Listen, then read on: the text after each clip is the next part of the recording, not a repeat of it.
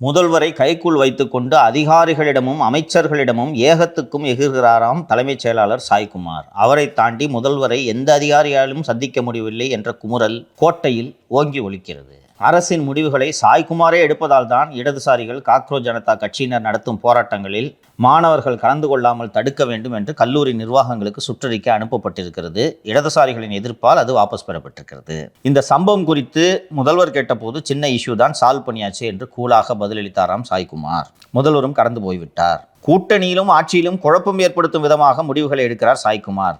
அவரை முதல்வரும் கண்டிப்பதில்லை என்பதால் சூப்பர் முதல்வராக வலம் வருகிறார் என்று அமைச்சர்களே நொந்து கொள்கிறார்கள். மேலும் இஸ்லாமிய சிறை கைதிகள் விடுதலை விவகாரம் குறித்து விசிகே, காங்கிரஸ், IUML ஆகியோர் சாய்குமாரை சந்தித்து பேசியிருக்கிறார்கள். இந்த விவகாரத்தில் எந்த நடவடிக்கையும் எடுக்க முடியாது, தேவையானால் முதல்வரிடம் பேசிக்கொள்ளுங்கள் என நேரடியாகவே சொல்லிவிட்டாராம். தற்போதைய வாரிய தலைவர் ஒருவர் இஸ்லாமிய பிரதிநிதிகள் முதல்வரை சந்திக்க விரும்புகிறார்கள் என கேட்க அப்பாயின்மெண்ட் இல்லை என்று மறுத்துவிட்டார் அப்படின்னு போட்டுட்டு, நகராட்சி நிர்வாகத்துறையை முதல்வர் தான் தன் கையில் வைத்திருக்கிறார். அத்துறையின் செயலாளர் பேடி மழைக்கால பணிகள் குறித்து முதல்வரிடம் விவரிக்க சென்றபோது சாய்குமாரிடம் விலக்கிவிடும்படி உத்தரவு வந்திருக்கிறது. டிரான்ஸ்ஃபர், போஸ்டிங் மத்தியில் ஆள்பவர்களுக்கு அனுப்பும் கடிதங்கள், முதல்வரின் சந்திப்புகள், தொழில் முதலீடுகள் என சகலத்தையும் முடிவு செய்வது சாய்குமார் தான்.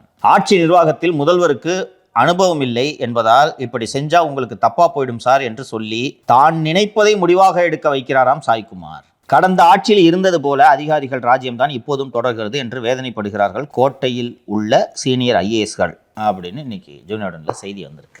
தொடர்ந்து இந்த அரசில் சிலரை குறிப்பிட்டு ஊடகங்களில் செய்திகள் வந்து கொண்டிருப்பதை உற்று நோக்கியவர்களுக்கு புரியும். இது எப்போது தொடங்கியது என்றால் ராதன் பண்டிட் நியமனத்திலிருந்து தொடங்கியது. 4 பேருக்கு ஆலோசகர் நியமன உத்தரவில் முதல்வர் கையெழுத்திடுகிறார். ஜெகதீஷ், விஷ்ணு ரெட்டி, ஜான் ஆரோக்கியசாமி, ராதன் பண்டிட். ஆனால் யாரோட நியமன ஜீவோவும் வெளியே வரல, அவரோட ஜீவோ மட்டும் வெளியே வருது. எப்படி வெளியே வந்தது என்பதை முதல்வர் ஆராய்ந்தால் பல விஷயங்களுக்கு அவருக்கு விடை கிடைக்கும். ஸோ இவர்கள் 4 பேரும் தான் முதல்வரை சுற்றி இருக்கிறார்கள். இந்த 4 பேரில் ஒருவர் நமக்கு சிக்கலை ஏற்படுத்துவார் என்று மற்ற மூவரும் சேர்ந்து முடிவெடுத்து தான் இந்த வேலையை செய்தார்கள். எப்படி செய்வது? இதற்கென்று இருப்பவர் தான் கலை. இந்த கலை என்ற நபர் மிக மிக ஆபத்தானவர் என்பதை முதல்வர் புரிந்து கொள்ள வேண்டும். முதல்வருக்கு அது நேரடியாக தெரியாது, புரியாது. என்ன காரணம் என்றால் கலை எந்த இடத்திலையும் வெளிச்சத்துக்கு வரமாட்டார், நிழலில் தான் இயங்குவார். கலை தன்னுடைய செயல்பாடுகள் அத்தனையையும் ஜான் ஆரோக்கியசாமி மூலமாகத்தான் செய்கிறார். இந்த செய்தியில் வந்திருக்குல்ல, சாய்குமார் யாரையும் முதல்வரை அண்ட விடலன்ட்டு. அப்படியெல்லாம் தலைமைச் செயலாளர் நினைத்தால் செய்யவே முடியாது. ஜெகதீஷ், விஷ்ணு ரெட்டி, ஜான் ஆரோக்கியசாமி உட்கார்ந்துருக்காங்க. இவர்கள் தான் இந்த 2 கோழிகள் என்பதை நான் ஏற்கனவே சொல்லியிருக்கிறேன். அவர்கள் தான் வாசல்லே வந்து நின்றுப்பாங்களாம், CM வாசல்ல. சாய்குமார் இப்படியெல்லாம் செய்யக்கூடிய நபர் அல்ல. ஸோ முதலில் அந்த ராதன் பண்டிட் சொல்லி முடிச்சு விட்டாங்களா, எங்கேயுமே நுழைய முடியல.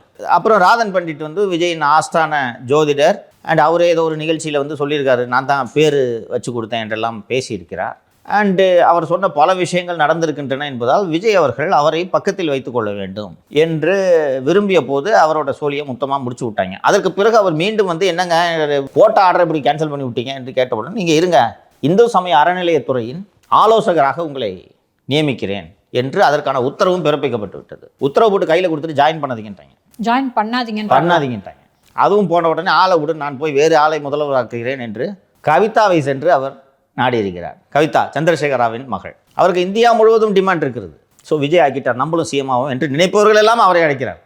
ஒரு காலத்தில் இப்படி தான் வந்து பிரசாந்த் கிஷோர் ஸ்ட்ராட்டஜிஸ்ட் மாதிரி தேவையானவர் ஆயிட்டாரா?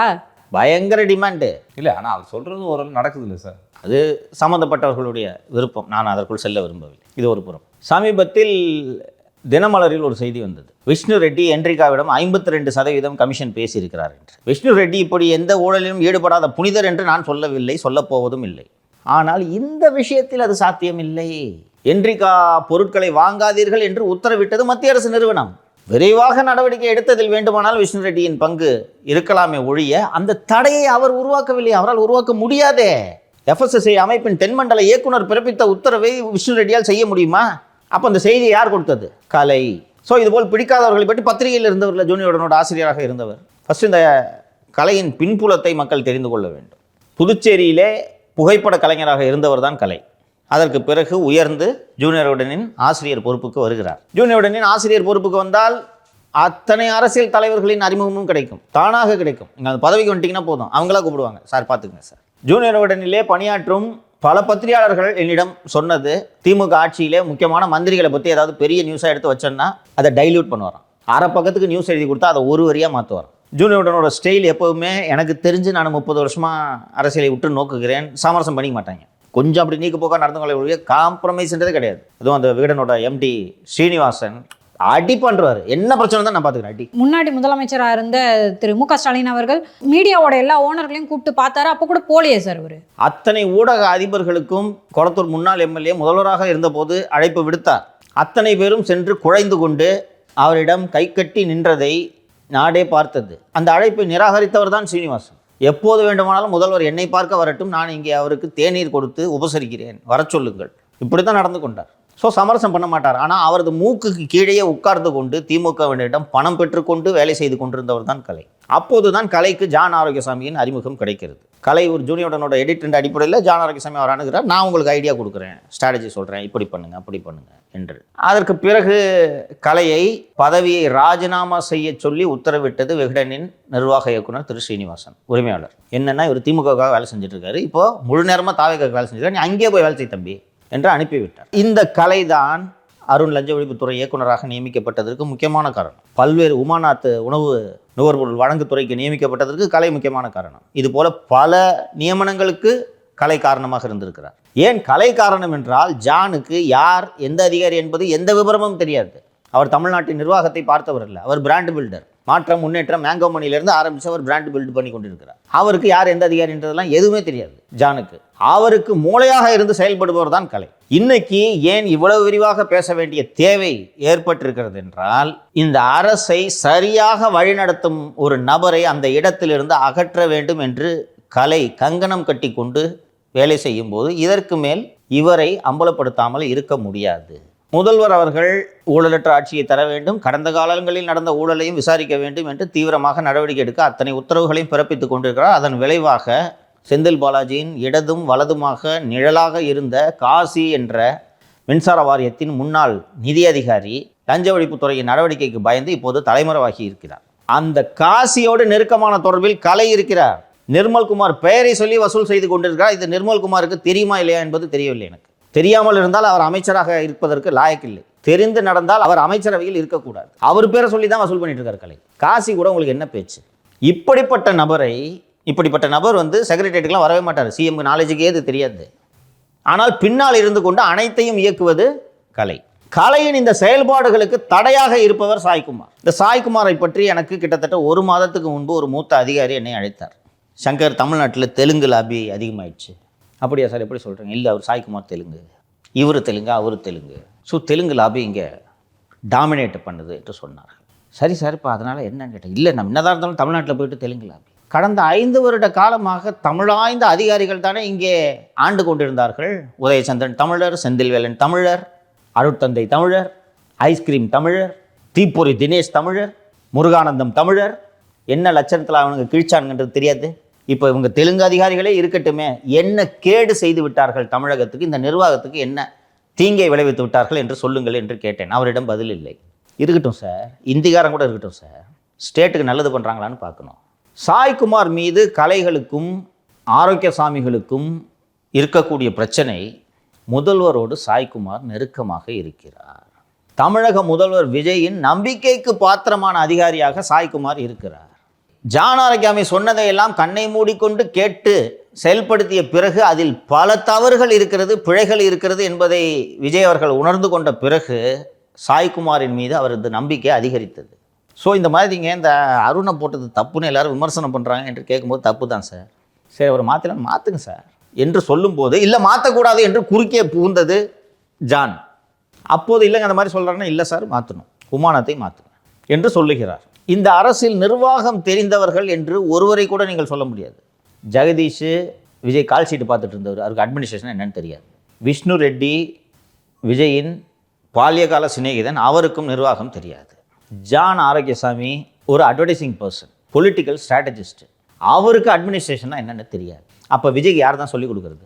சரியான முறையில் நம்மையும் இந்த அரசையும் வழிநடத்துகிறார் என்று திரு விஜய் அவர்கள் சாய்குமாரை நம்புகிறார்.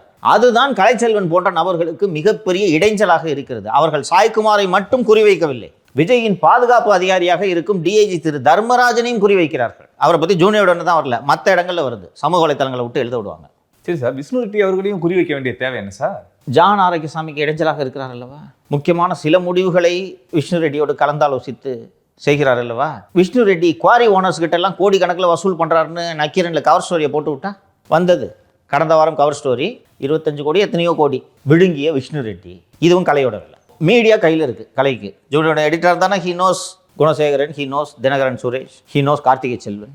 திமுக ஈகோ சிஸ்டத்தில் இருக்கிற அத்தனை பேரிடம் கலை நெருக்கம். அவரும் திமுக ஈகோ சிஸ்டத்தில் இருந்தவர் தானே.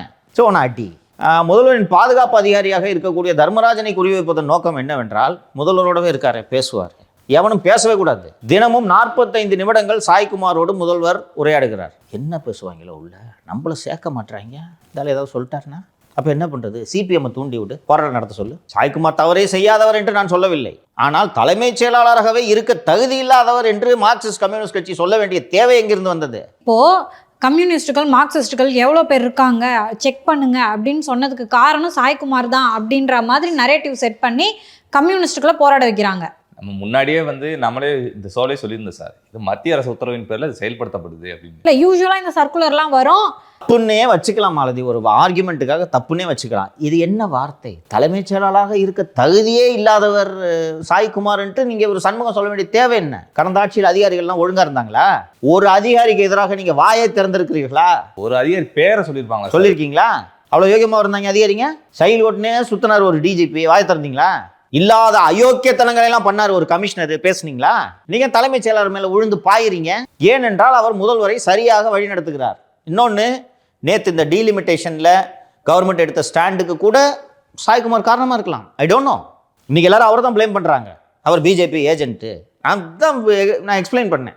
சென்சஸ் முடிஞ்ச பிறகு வந்தா 10 சீட்டு குறையுதுப்பா, இல்லைன்னு சொல்லுங்க. அப்போ இன்னைக்கு கிடைக்கிறது நல்ல டீலுங்க, பிடிச்சிக்கலான்ட்டு சாய்குமார் சொல்லியிருக்கலாம், முதல்வர் கேட்டிருக்கலாம். என்ன தவறு? சரி, சாய்குமார் முதல்வரோட நெருக்கமாக இருக்காரு, முதல்வரோட இருக்கக்கூடிய நெருக்கத்தை பயன்படுத்தி இந்த கம்பெனிக்கு டெண்டர் வாங்கி கொடுத்தாருன்னு சொல்லுங்க. நான் விமர்சனம் பண்ணுறேன் சாய்குமார். அவரது நண்பர்கள் இதர துறைகளில் பற்றி எனக்கு இந்த துறையில் இதை சொல்லுங்க, அந்த செயலாளர்கிட்ட சொல்லுங்க என்று சொல்லும் போதெல்லாம் சாய்குமார் சொல்லக்கூடிய பதில், அந்த துறை செயலாளர் பார்த்துக்கொள்வார், நான் அதில் தலையிட மாட்டேன்.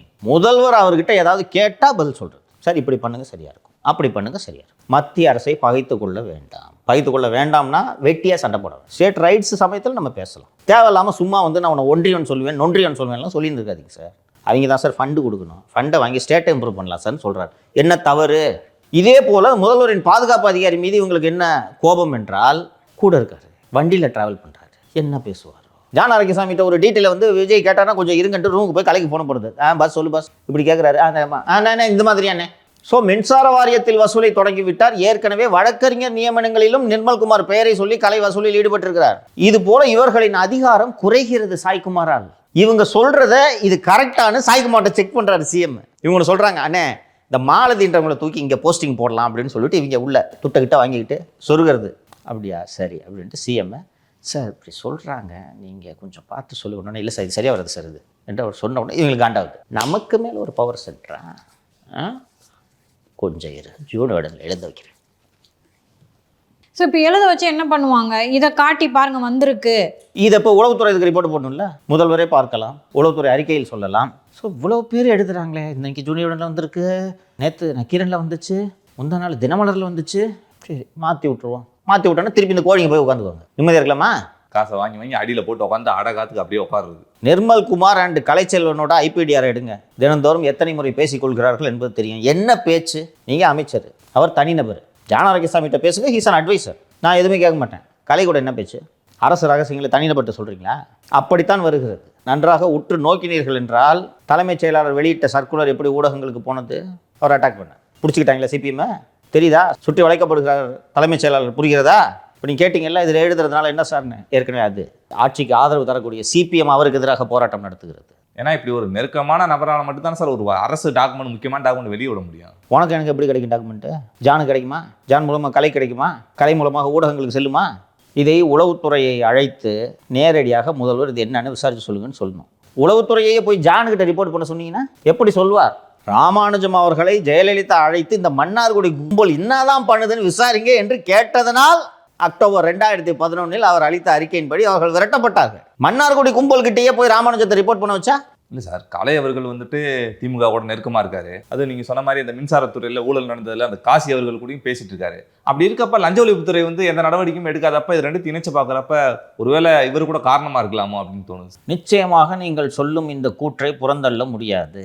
தொடர்ந்து லஞ்ச ஒழிப்புத்துறை போதுமான வேகத்தில் வேலை செய்யவில்லை என்பதைத்தான் நாம் சுட்டிக்காட்டி கொண்டே இருக்கிறோம். இந்த வேகம் போதாது, ஏன் நடவடிக்கை எடுக்கவில்லைன்னு. ஸோ திமுகவின் முன்னாள் அமைச்சர்களோடு இத்தனை நெருக்கமாக இருக்கக்கூடிய கலை ஏன் அவர்கள் மீதான விசாரணையை தடுக்கக்கூடாது? காசி யாரு சார்?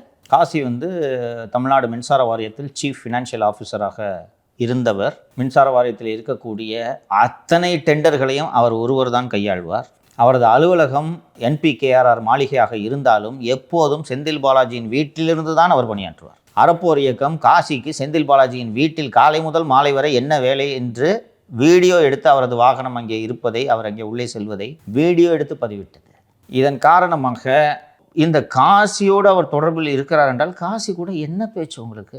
காசியை காண லஞ்ச ஒழிப்புத்துறை தேடிட்டு இருக்கு. இந்த அரசாங்கத்தில் நிழல் போல் பின்னால் இருந்து இயக்கி கொண்டிருக்கக்கூடிய ஒரு நபர் காசியோடு பேசி கொண்டிருக்கிறார் என்றால் இதை எப்படி புரிந்து கொள்வது? காசியோடு பேசுறதுக்கான நோக்கம் என்னன்னா, காசிக்கு EBயில் எங்கே சம்பாதிக்கலான்றது தெரியும். இப்படிப்பட்ட நபர் இந்த அரசுக்கு எவ்வளவு ஆபத்து? இப்படிப்பட்ட ஒரு நபர் இருக்கவும் தான் திமுகவில் இருக்க எல்லாரும் மேடையில் ஏறி முடிஞ்சா ஃபைலை திறந்து பாருங்கன்றது.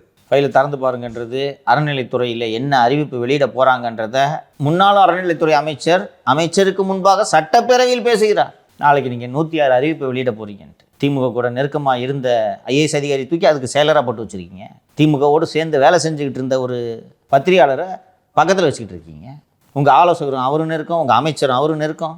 இதெல்லாம் அரசுக்கு விரைவாக அவப்பெயர் ஈட்டித்தரக்கூடிய செயல்கள். இதை எப்படி தடுக்க வேண்டும் என்பது அதிகாரிகளுக்கு தெரியும், முதல்வருக்கு தெரியும், தலைமைச் செயலாளருக்கும் தெரியும். இந்த அரசுக்கு ஒரு முக்கிய தூணாக இருக்கக்கூடிய சாய்குமார் அவர்களை மொழியை சொல்லி, பெயரை சொல்லி, பதவியை சொல்லி, இதை சொல்லி, அதை சொல்லி எப்படியாவது அவரை அந்த பதவியிலிருந்து அப்புறப்படுத்த வேண்டும். அப்புறப்படுத்தி விட்டால் நாம் நினைத்ததையெல்லாம் செய்யலாம், முதல்வரை நினைத்தபடி ஆட்டி வைக்கலாம் என்று இந்த கும்பல் நினைக்கிறது.